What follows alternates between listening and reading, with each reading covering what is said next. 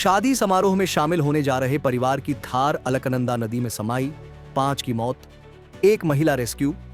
देवप्रयाग, 12 अप्रैल 2025।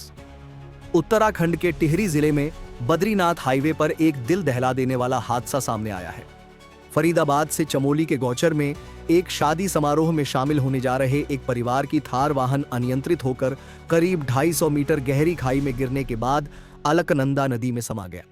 इस भीषण दुर्घटना में एक ही परिवार के 5 लोगों की मौत हो गई, जबकि एक महिला को गंभीर हालत में रेस्क्यू कर अस्पताल में भर्ती कराया गया है। पुलिस और प्रशासन के अनुसार हादसे का कारण वाहन की तेज रफ्तार बताया जा रहा है। हादसा शनिवार तड़के सुबह करीब 3 बजे बद्रीनाथ हाईवे पर देवप्रयाग से लगभग 15 किलोमीटर दूर श्रीनगर की ओर बगवान के पास हुआ। वाहन में सवार 6 लोग एक ही परिवार से थे, जो चमोली जिले के मूल निवासी हैं और वर्तमान में हरियाणा के फरीदाबाद में रह रहे थे। यह परिवार अपनी रिश्तेदारी में एक मेहंदी समारोह में शामिल होने के लिए गौचर जा रहा था। सभी एक थार वाहन में सवार थे, जिसे मृतकों में शामिल सुनील गुसाई चला रहे थे। पुलिस के अनुसार थार अनियंत्रित होकर पहले खाई में गिरी और फिर पलटते हुए अलकनंदा नदी में जा गिरी। हादसे की सूचना मिलते ही स्थानीय पुलिस, एसडीआरएफ और एनडीआरएफ की टीमें मौके पर पहुंची।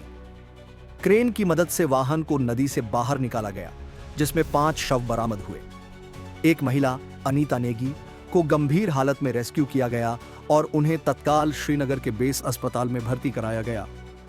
मृतकों की पहचान सुनील गुसाई, उनकी पत्नी मीनू गुसाई, उनके 2 बच्चों जिनमें एक 12वीं और दूसरा 8वीं कक्षा का छात्र था, और अनीता नेगी के बड़े बेटे आदित्य के रूप में हुई है।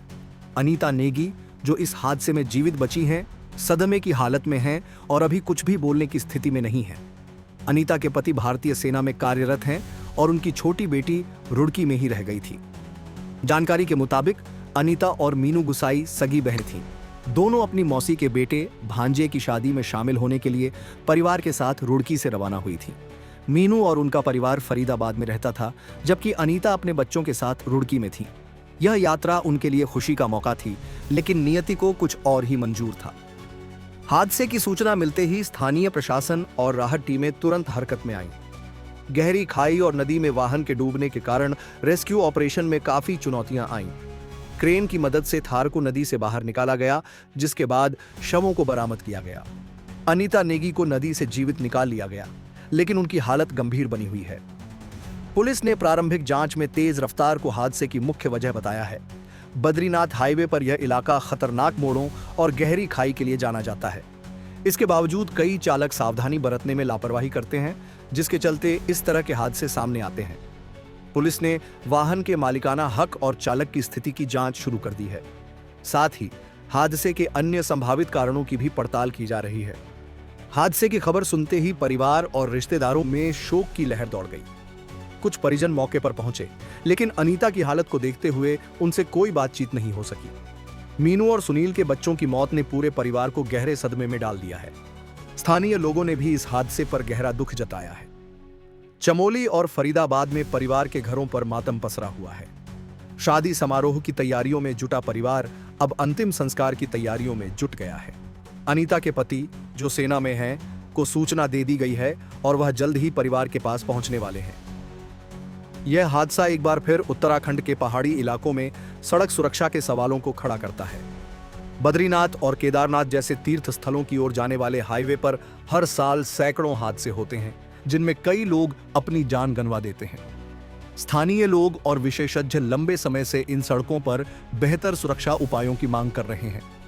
हादसों के प्रमुख कारणों में तेज रफ्तार, खराब सड़कें, चालकों की लापरवाही और वाहनों की तकनीकी खराबी शामिल है। विशेषज्ञों का कहना है कि पहाड़ी सड़कों पर ड्राइविंग के लिए विशेष प्रशिक्षण और जागरूकता अभियान चलाए जाने की जरूरत है। साथ ही खतरनाक मोड़ों पर रेलिंग, साइन बोर्ड और स्पीड ब्रेकर जैसे उपायों को और प्रभावी करने की आवश्यकता है। टिहरी के जिला प्रशासन ने हादसे पर दुख जताते हुए मृतकों के परिजनों को हर संभव सहायता का आश्वासन दिया है। घायल अनीता के इलाज के लिए अस्पताल में विशेष व्यवस्था की गई है। साथ ही हादसे की उच्च स्तरीय जांच के आदेश दिए गए हैं, ताकि भविष्य में ऐसी घटनाओं को रोका जा सके। यह हादसा न केवल एक परिवार के लिए त्रासदी है, बल्कि समाज के लिए भी एक चेतावनी है। पहाड़ी सड़कों पर सावधानी और सुरक्षा नियमों का पालन कितना जरूरी है, यह इस घटना से स्पष्ट होता है।